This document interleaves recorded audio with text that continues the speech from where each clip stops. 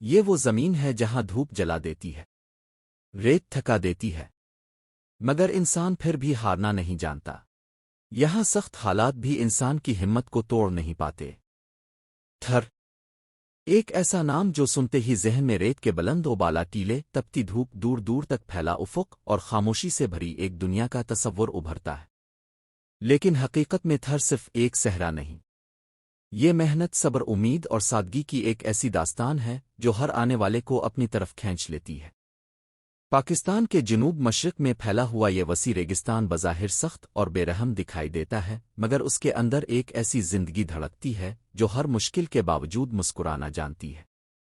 یہاں ریت ہے، گرمی ہے، پانی کی کمی ہے، لمبے فاصلے ہیں، مگر اس سب کے باوجود یہاں کے لوگوں کے چہروں پر ایک عجیب سا سکون اور اطمینان دکھائی دیتا ہے، ایسا سکون جو اکثر بڑی بڑی آسائشوں میں بھی نہیں ملتا۔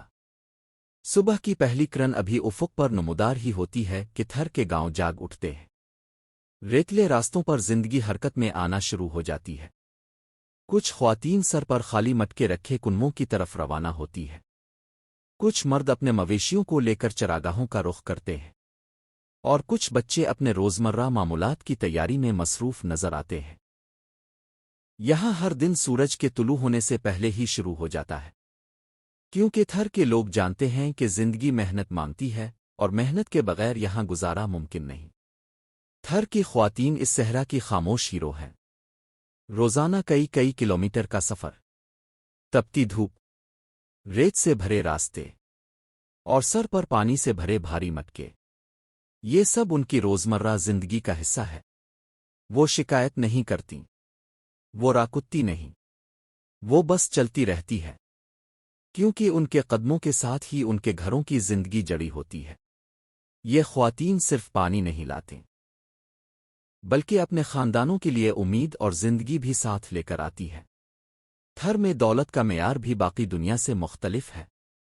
یہاں خوشحالی کا اندازہ بینک اکاؤنٹ سے نہیں لگایا جاتا، بلکہ گائیں، بکریاں، بھیڑیں اور اونٹ کسی خاندان کی اصل معاشی طاقت سمجھے جاتے ہیں۔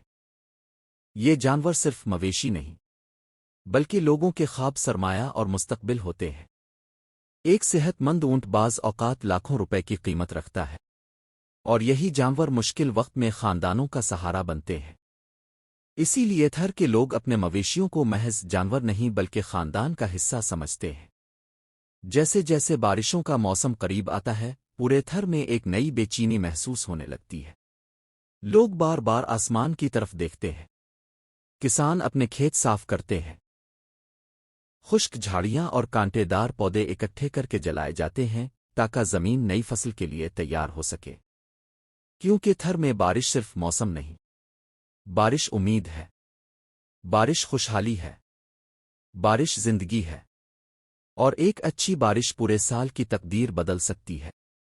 پھر ایک دن آسمان پر بادل نمودار ہوتے ہیں، ہوائیں بدلتی ہیں، پہلی بوند ریت پر گرتی ہے، اور یوں محسوس ہوتا ہے جیسے پورا صحرا سانس لے رہا ہو۔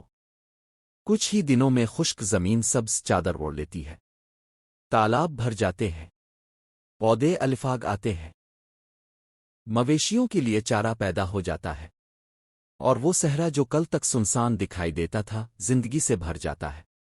یہ لمحہ تھر کے لوگوں کے لیے کسی عید سے کم نہیں ہوتا۔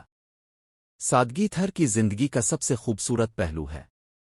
یہاں لوگ باجرے کی روٹی، دیسی سبزیاں، دودھ اور دہی جیسی سادہ غذاؤں پر گزارا کرتے ہیں۔ موسمی سبزیوں کو خشک کر کے محفوظ کیا جاتا ہے تاکہ بعد میں بھی استعمال کیا جا سکے۔ ان کی زندگی شاید جدید سہولیات سے دور ہو، مگر فطرت سے بہت قریب ہے۔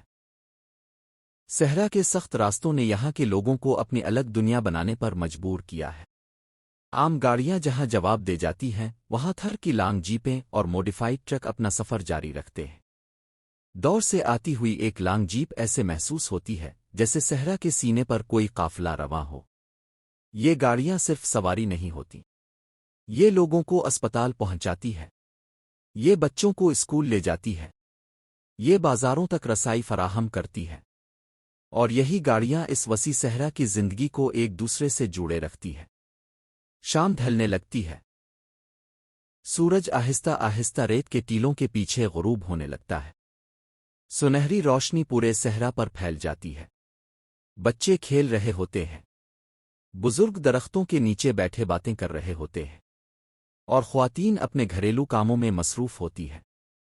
اس وقت تھر کا ہر منظر کسی خوبصورت پینٹنگ جیسا محسوس ہوتا ہے، ایسا منظر جو انسان کے دل میں ہمیشہ کے لیے نقش ہو جائے۔ تھر صرف ایک صحرا نہیں، یہ ایک مکمل تہذیب ہے۔ رنگین لباس، روایتی موسیقی، لوک گیت، ثقافتی تقریبات اور مہمان نوازی کی خوبصورت روایت، یہ سب مل کر تھر کی شناخت بناتے ہیں۔ یہاں کے لوگ شاید وسائل میں امیر نہ ہوں، مگر دلوں کی دولت میں بے حد مالدار ہیں۔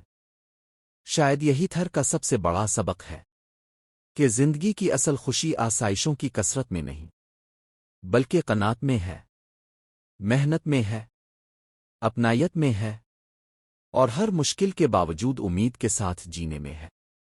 جب کوئی شخص تھر میں چند دن گزارتا ہے تو اسے احساس ہوتا ہے کہ زندگی کی اصل خوبصورتی سادگی میں چھپی ہوئی ہے۔ یہ ہے تھر، محنتی، باہمت اور امید سے بھرپور لوگوں کی سرزمین۔